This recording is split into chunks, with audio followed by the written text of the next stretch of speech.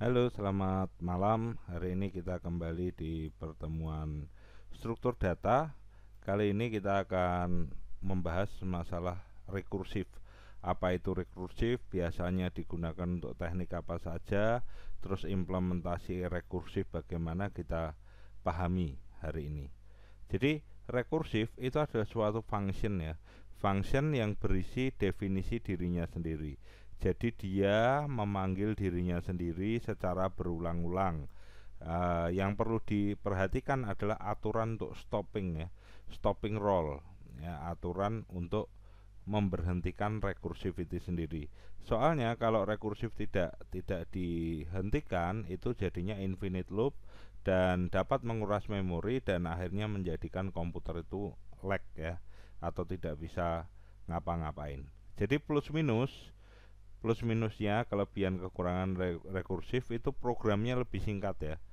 Rekursif lebih singkat, tetapi penggunaan memorinya besar karena dia membutuhkan ruang memori untuk memanggil bagian dari dirinya sendiri. Terus kemudian dia juga tidak terlalu cepat-cepat tamat ya, efisiensi dan kecepatannya itu tidak terlalu baik, dan seringkali tidak bisa berhenti lah, tidak bisa berhenti itu kita harus uh, memanfaatkan atau menggunakan stopping roll tadi, aturan untuk stopping roll agar apa?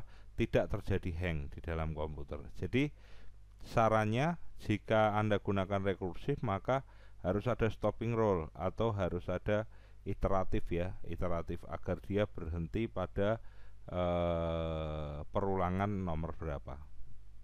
Bentuk umumnya seperti ini, seperti function ya, seperti function. Nah, contoh-contoh yang biasa dipakai untuk rekursif itu ada faktorial ya. Seumpama 5 faktorial berarti 5 dikali 4 kali 3 kali 2 kali 1 ya. Terus kemudian 4 faktorial berarti 4 kali 3 kali 2 kali 1. Artinya 5 faktorial itu 5 dikali 4 faktorial gitu. Nah, metode iteratifnya yaitu n faktorial berarti n dikali n-1 dalam kurung n-2 sampai seterusnya. N-1 kan ini ya, ini n, n-1, n-2, n-3, n-4 sampai n tidak terkira. Programnya seperti ini, jadi ada perulangan. For-nya kalau ini adalah n ya, n berarti tidak ditentukan nanti berapa faktorialnya karena di sini adalah masukkan berapa faktorial. Jadi tergantung user input berapa faktorial dia akan menghitung. Ini adalah program iteratif untuk faktorial. Terus kemudian selain faktorial, apa yang sering dipakai untuk rekursif adalah Fibonacci, deret Fibonacci. Jadi contohnya sepasang kelinci, ada kasus ya, sepasang kelinci baru lahir, terus ditempatkan pada suatu pembiakan. Setelah 2 bulan, pasangan kelinci yang lahir tadi beranak lagi dan beranak lagi selama per 2 bulan, sehingga berapa kelinci, total kelinci pada bulan ke-12. Jadi pakainya deret Fibonacci seperti ini. Yang pertama 1, terus 2 pasangannya 1, terus ada lahir lagi bulan ketiga, ada produktif 1, belum produktif 1, pasangannya ada 2 dan seterusnya. Sampai bulan ke-12 ya, bulan ke-12 kelincinya beranak sampai seperti ini. Jadi deret Fibonacci kan seperti ini. 1 ditambah 1 sama dengan 2, 1 tambah 2 sama dengan 3, 2 tambah 3 5 sampai seterusnya. Itu deret Fibo. Nah, ini adalah perulangannya ya. Integernya dimulai dari 2 karena yang dihitung selalu 2. Terus kemudian bertambah terus, F1 ditambah F2. Jadi pembacaannya seperti itu. Itu deret Fibonacci, biasa digunakan untuk rekursif. Terus juga FPB ya, kalau Anda dulu zaman SMP, SMA ada FPB ya, faktor persekutuan terbesar, jadi pembagian dan bersisa seperti ini ya.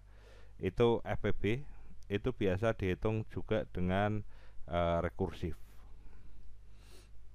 Nah, ini gambarannya FPB. Terus kemudian selain itu adalah ini kasus legenda ya, legenda menara Hanoi.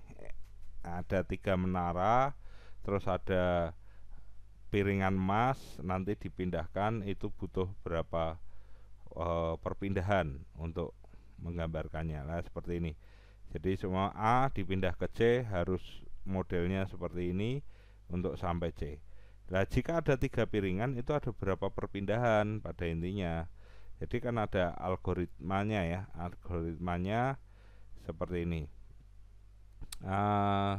Kalau ada 3, ini adalah programnya ya, seperti ini. Kalau ada 3 gambarannya seperti ini. Piringan 1 ke C, A ke C, piringan 2 A ke B, dan sebagainya. Kalau 3 itu 1, 2, 3, 4, 5, 6, 7. Sekitar 7 perpindahan untuk menara Hanoi. Kalau kita mau lihat seperti ini. Jadi piringan pertama dipindah ke C ya. Jadi hasilnya seperti ini. Terus kemudian piringan kedua pindah ke B ya. Terus kemudian piringan ketiga yang terakhir itu langsung ke C. Ini dipindah dulu ke sini ya, ke B. Terus yang ini dipindah ke yang paling besar itu ke C. Terus ini yang kecil dipindah ke sini, jadi seperti ini ya. Terus kemudian yang terbesar kedua baru dipindah, terus yang terkecil baru dipindah. Jadinya sudah sekitar, jadi kalau 3 berarti hitungannya ada 2 pangkat ya, 2 pangkat 3. Totalnya dari step awal, total langkahnya ada 7, tapi step awalnya dihitung ya, berarti 8. 1, 2, 3, 4, 5, 6, 7, 8 ya. Jadi kalau ada 4 piringan, 4 menara, berarti 2 pangkat 4, ada 16 langkah untuk menyelesaikan Tower of Hanoi. Terus pemangkatan itu juga pakainya rekursif ya, dalam pemrograman pemangkatan. Jadi walaupun rekursif itu lama, tetapi gunanya juga banyak gitu. Ada pemangkatan seperti Big OH ya, Big O itu kita lihat.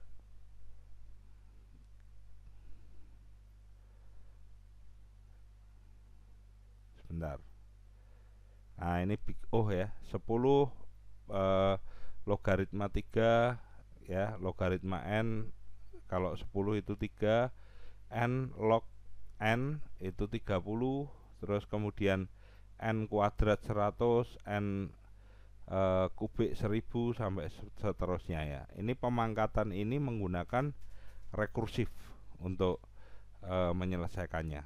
Terus kemudian implementasi Big O atau pemangkatan itu algoritma kadang-kadang ada kombinasi ya, banyak kombinasi. Terus kemudian biasanya ada yang rumit tapi ada yang mudah. Terus kemudian biasanya untuk kasus-kasus kecil ya, di sini Big O ini atau pemangkatan itu. Oke, itu beberapa contoh dari rekursif ya. Nanti kita belajar tree dan manipulasinya.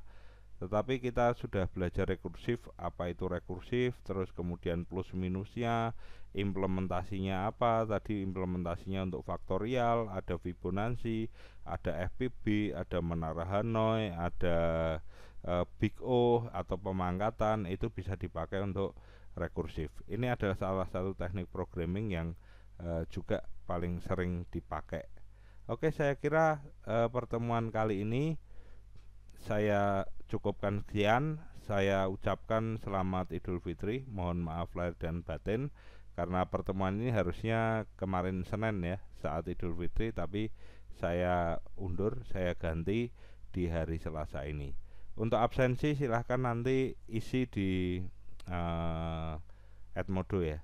Terus kemudian Kita akan ketemu lagi minggu depan untuk pertemuan struktur data berikutnya. Selamat malam semuanya.